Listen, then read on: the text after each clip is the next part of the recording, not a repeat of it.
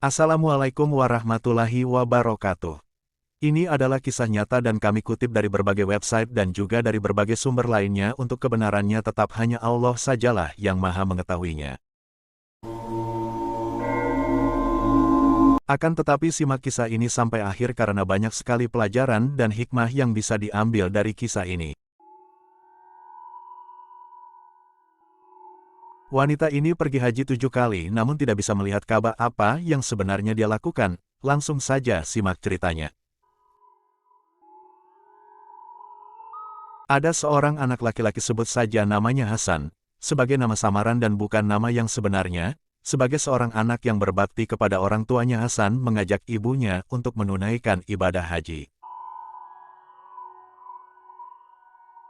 Sang ibu atau sebut saja Fulanah tentu saja senang dengan ajakan anaknya itu. Sebab sebagai seorang muslimah yang mampu secara materi, mereka tentu sangat dianjurkan untuk menunaikan haji. Segala perlengkapan sudah dipersiapkan ibu dan anak ini akhirnya berangkat ke Tanah Suci. Kondisi keduanya waktu itu sehat walafiat, tidak kurang satu apapun. Kemudian tiba waktunya di mana mereka melakukan tawaf. Dengan hati dan niat yang ikhlas melaksanakan panggilan Allah dan juga untuk menunaikan ibadah haji. Aku datang memenuhi seruanmu ya Allah. Hasan mendampingi ibunya dan berkata, wahai ibu, lihatlah ke Ka'bah. Hasan menunjukkan Ka'bah kepada ibunya. Sedangkan ibunya yang berjalan di sisi anaknya itu tidak bereaksi dan hanya terdiam saja sebab ibunya itu sama sekali tidak melihat apa yang ditunjukkan oleh anaknya tersebut. Lalu Hasan kembali berkata kepada ibunya, ia tampak bingung melihat raut wajah ibunya sebab di wajah ibunya tampak kebingungan. Ibunya sendiri pun tidak mengerti mengapa ia tidak bisa melihat apapun selain kegelapan. Beberapa kali ia mengusap-usap matanya tetapi kembali yang tampak hanyalah kegelapan dan ia tetap tidak bisa melihat Ka'bah, padahal tidak ada masalah dengan kesehatan matanya. Beberapa menit yang lalu ia masih melihat segalanya dengan jelas, akan tetapi entah mengapa ketika memasuki Masjidil Haram segalanya menjadi gelap gulita. Hasan pun bersimpuh di hadapan Allah, ia salat memohon ampunannya. Hati Hasan begitu sedih, siapapun yang datang ke Mekah pasti mengharapkan rahmatnya. Akan tetapi Hasan tidak berkecil hati, mungkin dengan ibadah dan taubatnya yang sungguh-sungguh ibundanya akan dapat merasakan anugerahnya dengan menatap ke arah Ka'bah. Kelak Hasan berniat akan kembali membawa ibunya di tahun depan, mungkin nasib baik belum berpihak kepadanya di musim haji tahun ini. Namun tahun berikutnya kejadian serupa terulang lagi, ibunya kembali dibutakan di dekat Ka'bah sehingga ibunya tidak bisa melihat Ka'bah juga. Hasan tetap tidak putus asa, ia kembali membawa ibunya ke Tanah Suci di tahun berikutnya untuk melaksanakan ibadah haji lagi. Namun anehnya ibunya tetap saja tidak bisa melihat Ka'bah, setiap berada di Masjidil Haram yang tampak di matanya hanya gelap. Begitulah keganjilan atau keanehan yang terjadi pada diri Fulanah atau ibunya si Hasan, sehingga kejadian itu berulang sampai 7 kali menunaikan ibadah haji, ia tetap tidak bisa melihat Ka'bah. Tak habis pikir, ia benar-benar tak mengerti apa yang menyebabkan ibunya menjadi buta di depan Ka'bah, padahal setiap berada jauh dari Ka'bah penglihatannya selalu normal. Hasan pun bertanya-tanya, apakah ibunya punya masalah ataupun kesalahan sehingga mendapat azab dari Allah? Sebenarnya apa yang telah diperbuat ibunya sehingga mendapat musibah seperti itu?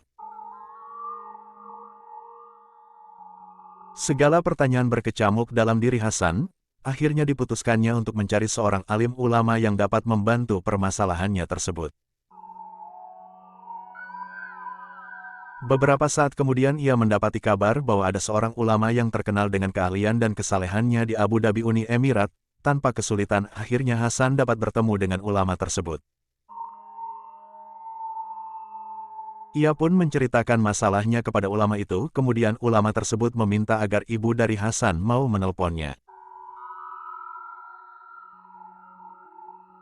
Setelah Hasan pulang dari Abu Dhabi dan tiba di tanah kelahirannya, ia langsung meminta ibunya untuk mengunjungi ulama di Abu Dhabi tersebut. Sang ibu pun mau memenuhi permintaan anaknya. Ia pun mau menelepon ulama itu dan menceritakan kembali peristiwa yang dialaminya di Tanah Suci, yaitu ia sudah 7 kali pergi haji akan tetapi tidak bisa melihat Ka'bah sama sekali.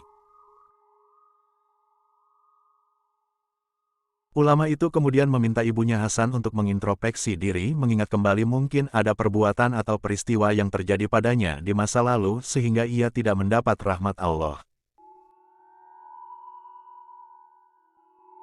Fulana diminta untuk bersikap terbuka mengatakan dengan jujur apa yang telah dilakukannya di masa lalu.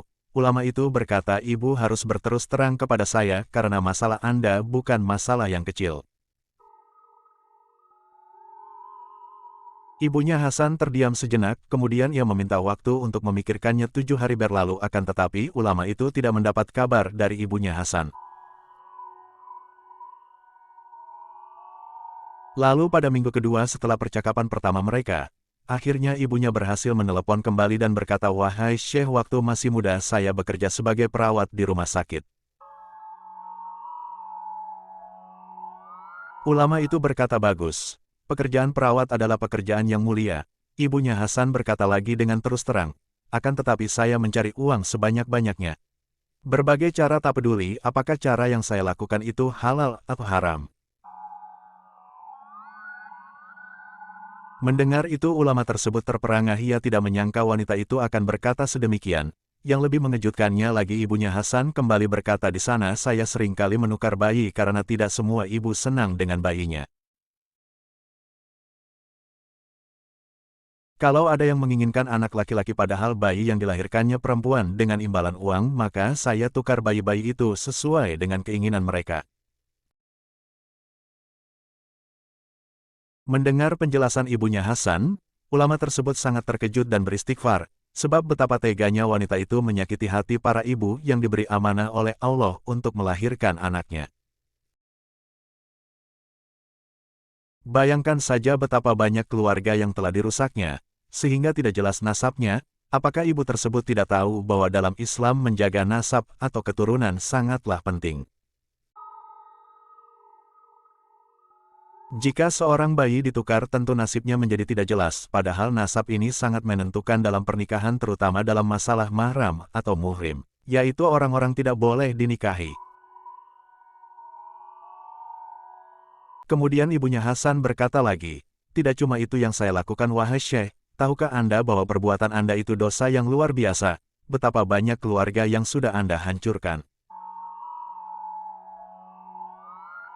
Mendengar cerita ibunya Hasan yang datar dan merasa tanpa rasa dosa itu, ulama tersebut berkata dengan sedikit marah, kau bilang cuma itu yang kamu lakukan, subhanallah, sungguh saya tidak bisa membantu Anda. Saya angkat tangan. Ulama itu agaknya sangat terkejut mengetahui perbuatan ibunya Hasan. Tidak pernah terbayang dalam hidupnya bahwa ada seorang manusia, apalagi ia adalah wanita yang memiliki nurani begitu tega dan begitu keji. Akhirnya ulama itu berkata, wahai ibu, Anda harus memohon ampun kepada Allah, bertaubat dengan sebenar-benarnya taubat karena hanya Dialah yang bisa mengampuni dosamu. Setelah beberapa lama, sekitar 7 hari kemudian, ulama itu tidak mendengar kabar selanjutnya dari ibunya Hasan. Akhirnya ia mencari kabar dengan menghubunginya melalui telepon. Ia berharap ibunya Hasan telah bertobat atas segala yang telah diperbuatnya, akan tetapi karena tak juga memperoleh kabar, ulama itu akhirnya menghubungi anaknya yaitu Hasan di Mesir. Menanyakan ibunya, ternyata kabar duka yang diterima oleh ulama itu. Hasan berkata, Umi sudah meninggal dunia 2 hari setelah menelepon Anda. Ulama itu terkejut mendengar kabar tersebut dan berkata, bagaimana ibu meninggal? Kemudian Hasan pun menceritakannya, wahai Syekh, setelah ibu menelepon Anda 2 hari kemudian, ibuku jatuh sakit dan meninggal dunia. Yang mengejutkan adalah waktu peristiwa penguburannya.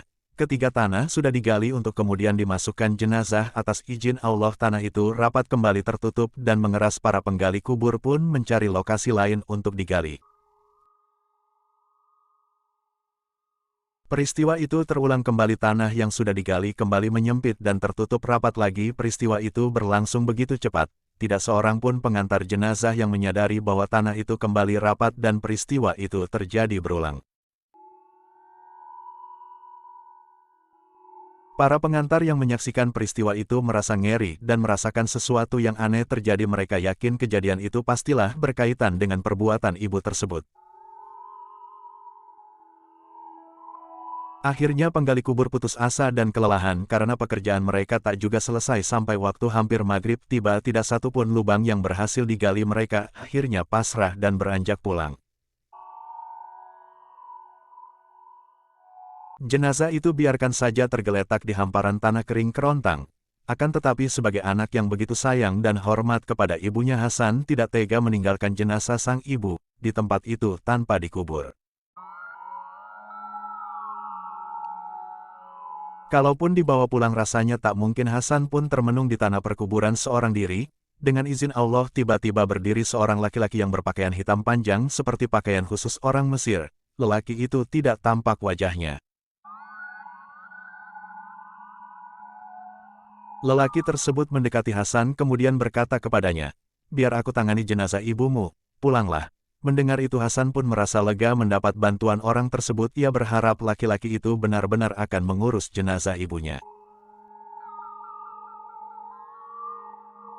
Namun belum sempat ia di luar lokasi pemakaman, maka terbesit keinginannya untuk mengetahui apa yang dilakukan oleh pria misterius itu dengan jenazah ibunya.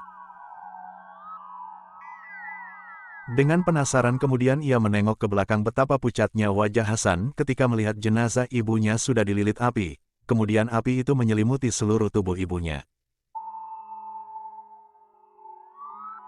Belum habis rasa herannya, seketika kemudian dari arah yang berlawanan api menghantam wajah Hasan.